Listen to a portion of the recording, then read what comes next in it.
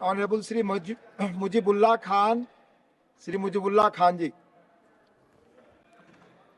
15 minute. धन्यवाद उपाध्यक्ष महोदय। आपके और स्पीकर हम चेक करवा सर, चेक करा प्लीज, चेक करा। यहाँ 6 मिनट रखा हुआ, प्लीज। मुझे धन्यवाद प्रस्ताव पर बोलने का मौका दिया, इसीलिए मैं आभारी हूं।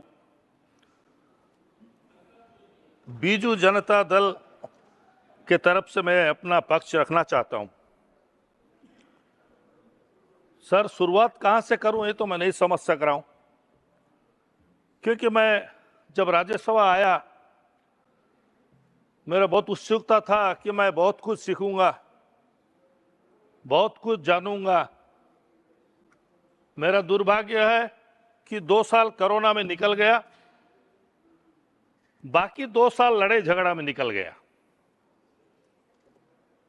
मैं किसी भी पार्टी का नाम लेना नहीं चाहता। एक तरफ से कोई बोलता है तो दूसरे तरफ से कोई टोकता है। जैसा स्कूल्स में होता है, कॉलेज में झगड़ा होता है, ये वही चला है मेरे अध्यक्ष महोदय। तो हम लोग जो नया लोग आते हैं, हम लोग सीखेंगे क्या? बड़ा अजीब सा लगता है। देखते देखते कोरोना के साथ मिला के 4 साल निकल गया, 2 साल बड़ा मुश्किल से है। चलो, बोलने का तो मौका मिला, इसीलिए कुछ बोलूंगा। सबसे पहले मैं पूर्व प्रधानमंत्री अटल बिहारी वाजपेयी का एक कोट कहना चाहता हूं। उन्होंने कहा था, बड़े विश्वास के साथ कहा था कि भारतीय लोकतंत्र में सबसे बड़ी ताकत यह है कि राष्ट्र को राजनीति से ऊपर रखना चाहिए।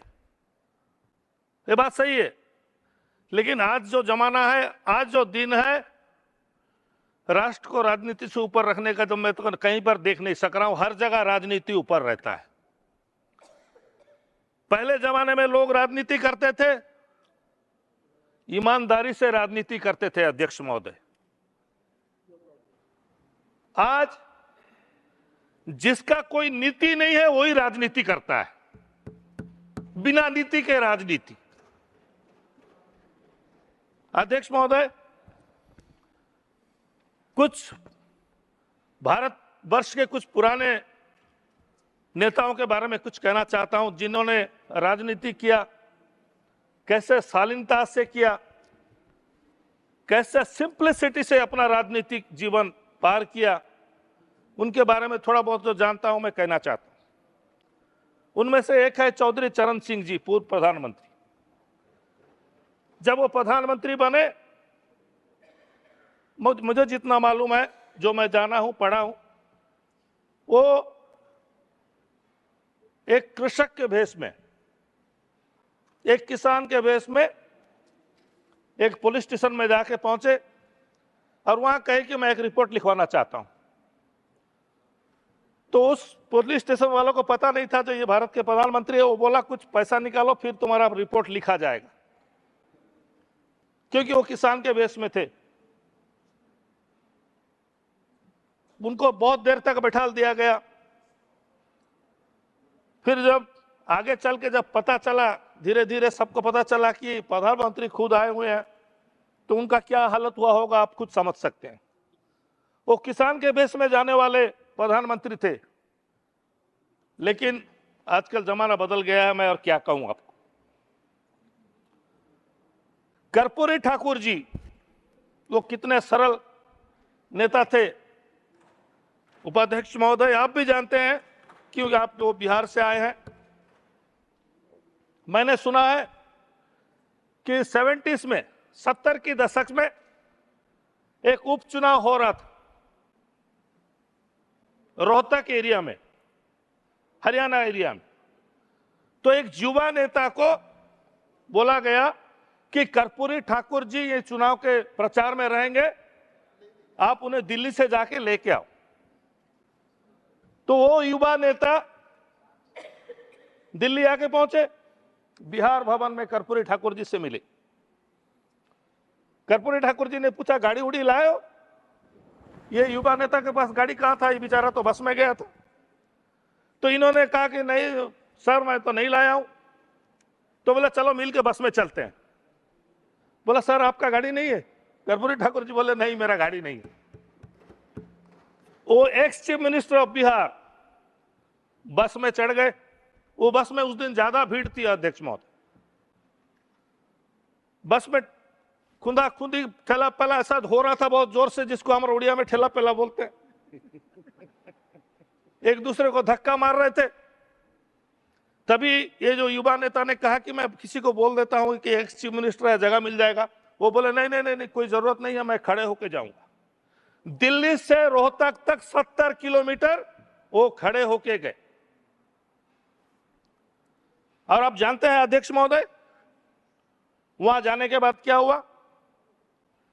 3 दिन का प्रचार में गए थे, तो वो युवा नेता ने उनसे पूछा कि सर आपका बैग उग लाया नहीं हो, आपका कपड़ा तो मैला लग रहा है, एक दिन हो गया, आप क्या पहनेंगे कल? वो बोले आप टेंशन मत लो, मेरे पास है। उन्होंने अपना कुर्ता उतारा तो अंदर और एक कुर्ता था। 3 कुर्ता पहन के गए थे एक साथ। वो बोले 3 दिन में 3 कुर्ता अंदर ही बदला दूंगा। तो वो मैला वाला कुर्ता अंदर पहने, जो साफ वाला ऊपर रखे। तीसरे दिन भी वही किए। वो युवा नेता चकमका गए।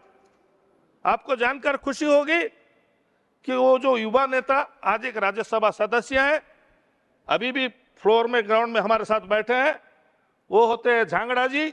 आप ही थे ना ये युवा नेता? बस, तो रामचंद्र झांगड़ा जी वो युवा नेता थे जो कर्पूरी ठाकुर जी के साथ गए थे। तो एक नेता एक्स चीफ मिनिस्टर 3 बार ड्रेस पहन के गए थे, 3 ड्रेस एक साथ पहन के गए थे। और आज के नेता लोगों को देखो, सुबह एक 12 बजे, एक 2 बजे, एक शाम को एक ड्रेस चेंज होता है, और वो भी चेंज होता है जैकेट के साथ। मैं किसी का नाम नहीं लेना चाहता। कुछ बोला आपने, नाम लिया, उनको बोलने दीजिए, कंटिन्यू करने दीजिए। थैंक यू, धन्यवाद, धन्यवाद। बहुत स्पीकर हैं, सबको समय मिले, प्लीज बोलने दीजिए, प्लीज। 46 से अधिक स्पीकर हैं, काइंडली। तो अध्यक्ष महोदय, दूसरे नेता है हमारे उड़ीसा के नवकृष्ण चौधरी, जो चीफ मिनिस्टर थे। जैसे कर्पूरी ठाकुर जी सिंपल थे, वो भी बहुत सिंपल थे। नवकृष्ण चौधरी जी का परिवार, उनके बड़े भाई जो थे गोपबंधु चौधरी, उनकी जो पत्नी थी रमा देवी, मां रमा देवी के नाम से सब जानते हैं, वो महात्मा गांधी जी के साथ स्वाधीनता आंदोलन में जोगनी थी।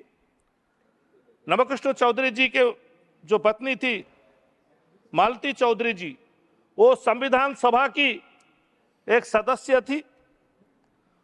उनका बेटा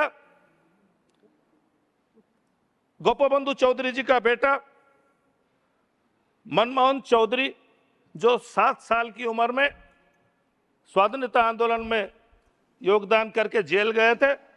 काफी दिन तक वो जेल में थे, इसीलिए उन लोग वो बचपन से पढ़ाई नहीं कर सके, स्कूल का पढ़ाई नहीं कर सके उनका बेटा।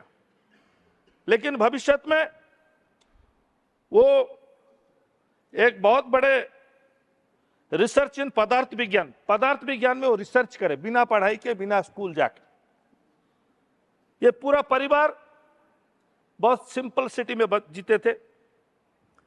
मैंने सुना है एक बार मुख्यमंत्री नवकृष्ण चौधरी जी ने, उनका पूर्ण बहुमत था विधानसभा में, उनका पूर्ण बहुमत था, लेकिन 2 सदस्य का मत भिन्न था। बहुमत था उनका, लेकिन 2 सदस्य का मत भिन्न था। माने वो नवकृष्ण चौधरी जी को कुछ चीज के लिए अपोज कर रहे थे। वो बोले अगर एक भी सदस्य मेरे को अपोज करेगा तो मैं मुख्यमंत्री नहीं रहूंगा। और उन्होंने मुख्यमंत्री पद से इस्तीफा दे के एक लोकल बस में बैठ के, अनुगुल एक जगह है, एक जिला है हमारे उड़ीसा में, वहां बाजी राउत जो स्वाधीनता सेनानी थे, सबसे कम उम्र के बाजी राउत के बारे में शायद बहुत से लोग जानते हैं। जो अंग्रेजों को नैया पार कराने के लिए राजी नहीं हुए, इसीलिए कम उम्र में उनको शहीद होना पड़ा था। वो बाजीराव जी के नाम में एक आश्रम है, उस आश्रम में जाके वो अपना बच्चे लोगों को पढ़ाने का काम किए। चीफ मिनिस्टर पोस्ट छोड़ के, चीफ मिनिस्टर पोस्ट छोड़े थे। जमाना बहुत बदल गया है अध्यक्ष महोदय। तब उनका बहुमत था, लेकिन वो मुख्यमंत्री पद छोड़ दिए। आजकल जमाना ऐसा हो गया है, बहुमत रहे ना रहे, वो पद छोड़ने के लिए कोई राजी नहीं। हर जगह ऐसा होता है अध्यक्ष महोदय। मैं किसी एक पार्टी के बारे में कहना नहीं चाहता। अगर बहुमत नहीं है तो जुगाड़ में लग जाते हैं, इसको तोड़ो, उसको फोड़ो, इसको भागो, उसको दौड़ाओ। बड़ा अजीब सा लगता है, ये देख देख के अजीब सा लगता है अध्यक्ष महोदय कि आज सोचिए, आप एक विपक्ष का नेता खड़े होकर भाषण दिया, सरकार के विरोध में बोला, अपना पक्ष रखा, जोरदार बोला, हमने सब ताली बजाए। जब हम बाहर निकल के जाते हैं, मीडिया के सामने वो नेता बोलता है मैं इस्तीफा दे दिया हूं। अरे भाई, आप तो अभी थोड़ा देर पहले बोल रहे थे, सत्ता पक्ष के विरोध में बोल रहे थे, अभी इस्तीफा क्यों दिए? पता नहीं इसी के अंदर क्या सेटिंग हो गया, वो इस्तीफा दे दिए। बहुत सा केस ऐसा है अध्यक्ष महोदय, बहुत से राज्य के विधानसभा में ऐसे होता है, बहुत से हमारा पार्लियामेंट्री में भी ऐसी होता है। बहुत से नेता एक पार्टी में मुख्यमंत्री का पद पाने वाले भी नेता, मुझे बड़ा अजीब लगता है अध्यक्ष महोदय। एक पार्टी का सदस्य होने के नाते मैं कहना चाहता हूं कि मुझे एक पार्टी, मेरा बीजू जनता दल, मेरे नेता नवीन पटनायक मुझे राज्यसभा भेजे, अपर हाउस भेजे हैं, तो मैं उसका सम्मान करता हूं, मेरा पार्टी का सम्मान करता हूं, मेरे नेता का सम्मान करता हूं। तो मेरा दिल कभी नहीं कहेगा कि मेरे नेता को छोड़ के मैं कहीं जाऊं। लेकिन जो नेता मुख्यमंत्री होने के बाद एक पार्टी की तरफ से, बहुत से नेता, ऐसा आपको नाम नहीं बताना चाहता, बहुत से नेता है, अरे भाई उससे बड़ा पोस्ट तुमको और पार्टी क्या देगा? एक मुख्यमंत्री का पद दिया, उससे ज्यादा और क्या देगा आपको? आप छोड़ के चले जाते हो दूसरा पार्टी में। अभी क्यों जाते हो ये तो भाई वही बता सकते हैं, वो जो छोड़ के जाता है वही बता सकता है कि मजबूरी में गया, डर के गया, कि वो इंसान लालच में गया। कुछ तो एक बात हुई होगी, कुछ तो एक हुई होगी। जैसा कि फिल्मों में होता है, फिल्मों में क्या होता है, कोई भी विलन बच्चों को किडनैप कर लेता है अध्यक्ष महोदय, क्योंकि मैं फिल्म लाइन से आता हूं, इसी अच्छी तरह बोल सक रहा हूं। बच्चों को किडनैप करते हैं, हम लोग जो पिक्चर में देखते हैं, वो बोलते हैं ये काम तुम करो या फिर तुम्हारे बच्चों को मार देंगे। 15 मिनट हो जाएगा ना। तो मजबूरी से जो हीरो रहता है वो सरेंडर कर जाता है, या फिर वो इंसान को लालच दिया जाता है कोई भी चीज का हो, तब वो सरेंडर कर जाता है या चेंज करता है। तो या तो डर से या भर से, भर से मतलब भरने वाला, वो पैसा भरे, सोना भरे, दौलत भरे, कुछ भी भरे, भर से या डर से, ये दो चीज की वजह से ही आदमी अपना जमीर तक बेच देता है, अपना ईमान बेच देता है। तो करें तो क्या करें हम लोग? मैं बचपन से राजनीति में इसलिए हूं कि मेरा परिवार सब राजनीति में थे। मैं जब राजनीति में, बचपन से मेरा आग्रह था, अध्यक्ष महोदय, चेयरमैन साहब आज आ गए हैं, बहुत अच्छा लगा मुझे। तो राजनीति में मेरा आग्रह था, इसीलिए मैं चाहता था बड़े बड़े नेता से कैसा मिल सकूं। बड़े नेता से कैसा मेरा जान पहचान होगा, छोटेपन से, बचपन से आदत था। मैं जब छोटा था बीजू बाबू से मिला था, क्योंकि मेरे पिताजी बीजू बाबू के साथ काम करते थे। मैं बचपन में बीजू पटनायक के साथ मिला था, मुझे बहुत खुशी लगा बीजू पटनायक जैसा नेता से मैं मिला। सर मेरा 15 मिनट है सर। सर सिर्फ 7 मिनट गया है सर, मैं देख देख के कर रहा हूँ sir, no problem. It is not reflecting correctly. Sir You 30 seconds left. Sir Round up. It's a good address. I will listen to it. Sir तो आज जब मैं एक ग्राउंड रियलिटी से, एक सरपंच से आकर राज्यसभा में पहुंचा, ये मेरा सौभाग्य है कि आप लोगों के पास आया, कुछ सीखने का मौका मुझे मिला, कुछ जानने का मौका मिला। मैं सरपंच था, सरपंच से सीधा राज्यसभा आया हूं, कभी चुनाव नहीं लड़ा, विधानसभा चुनाव मौका ही नहीं मिला मुझे, सरपंच से एक राजनेता के तौर पे आया। तो अध्यक्ष महोदय, आज जो हमारे राष्ट्रपति महोदय के धन्यवाद प्रस्ताव में जो बोल रहा हूं, उसमें एक लफ्ज था, राष्ट्रपति महोदय ने, वो भी हमारे उड़ीसा से हैं, हम सम्मान करते हैं, हमारा सौभाग्य है कि भारत के राष्ट्रपति हमारे उड़ीसा से हैं। क्लियर मेजोरिटी वाले सरकार, ऐसा कुछ राष्ट्रपति महोदय ने कहा था, लेकिन मैं जितना जानता हूं 2014 और 2019 में क्लियर मेजोरिटी था, अभी क्लियर मेजोरिटी नहीं है, अभी गठबंधन का सरकार है। Sri, round up. Sir sir 10 minutes, 10 seconds, 10 seconds. Sir. Please. sir. Conclude.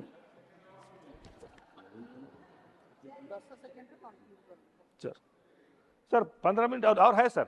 Sir, sir ठीक है। don't look at that. At the आदिवासियों moment, के it लिए, has to be corrected. आदिवासियों के लिए हमारे जो राष्ट्रपति जी ने अभी भाषण दिया था, लेकिन हमारे उड़ीसा में 162 ऐसे कम्युनिटीज हैं जिनको कि आदिवासियों में शामिल करना जरूरी है। उन लोग आदिवासी का जो बेनिफिट होता है उसको उन लोग प्राप्त करेंगे। और टोटल बजट सत्र में, टोटल बजट जो राष्ट्रपति महोदय का था, उसमें कहीं पर भी कोई जगह में भी माइनॉरिटी का Sri जिक्र नहीं था। A.D. Singh. तो उसका Please. मतलब Sri A.D. Singh. minorities के बारे में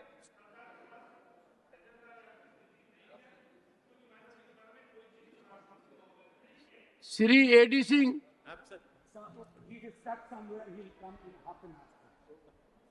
Sir. One second. Professor Manoj Jha,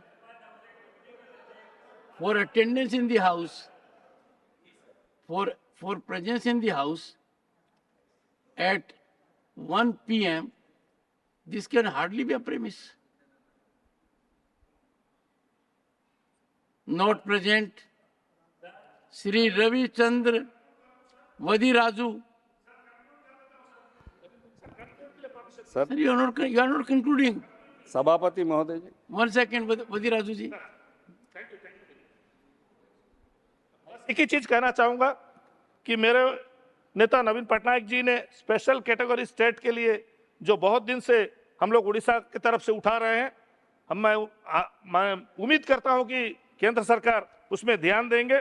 और सबसे बड़ी बात जो ये है, अहिंसा जो शब्द है, जो महात्मा गांधी जी का शब्द है अहिंसा, उसको हमारे संविधान में, परम्बल में शामिल करने के लिए बहुत दिन से हमारा डिमांड है। इसीलिए मैं अनुरोध करूंगा कि अहिंसा शब्द को परम्बल में शामिल किया जाए। बहुत बहुत शुक्रिया, धन्यवाद सर।